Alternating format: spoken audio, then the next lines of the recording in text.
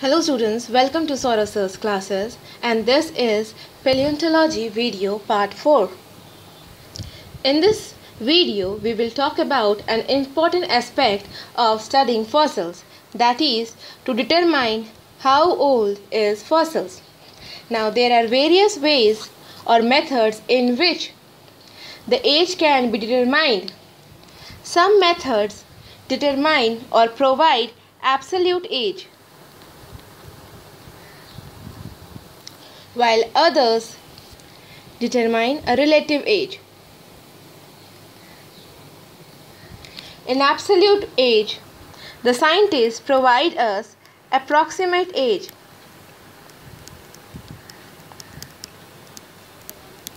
Approximate age of the fossils in year, while in relative result, the scientists provide whether that fossil is older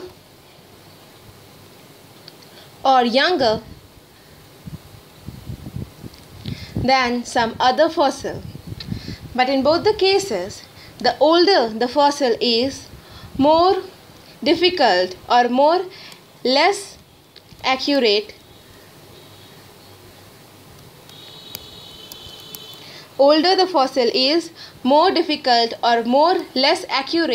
the result will be. A common method of finding absolute age of fossil is radiometric dating. Now, radiocarbon dating is a type of radiometric dating. Here we use carbon present in the living organisms.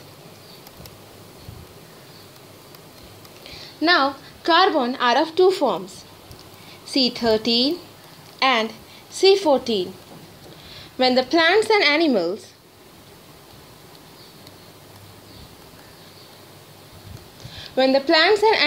are living, they take C14 from air, and while they die, this C14 in their body started converting into C13. That is, the C14 carbon will break down into C13, which is more stable form of carbon. Now, the scientists know the rate in which this changing takes place, that is, this breaking down takes place. So, when a fossil is found, all the scientists study is what percentage of C14 is left in that fossil, and by that they determine how old the fossil is. But usually all the C14 converts into C13 in 60,000 years. So, if our fossil is older than 60,000 years, this radiocarbon dating won't be applied there. So, in that cases, we have to use a different method or a different type of radiometric dating. However, the basic process would be same as our radiocarbon dating. So, here we found or studied how the presence and the form of carbon determines how old the fossil is. Now, even though fossils help us understand or read about the organisms that no longer exist in our planet and used to exist long in past, and the time or how long before they must have existed, the fossil records are incomplete. There are several reasons because of that. First is only few organisms with soft part are preserved, like jellyfish, insects, and many plants. There are only few fossils of such plants. Second reason is that most of the organisms decay before burial. So if there is no burial, there won't be any fossils or the record.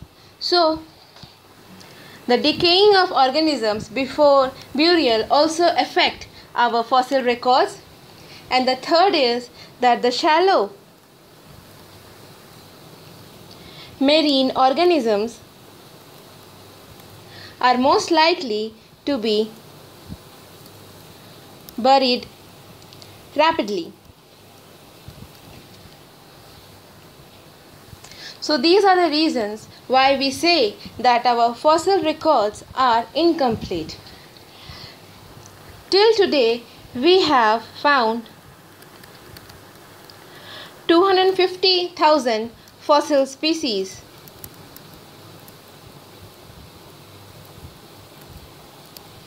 While today we have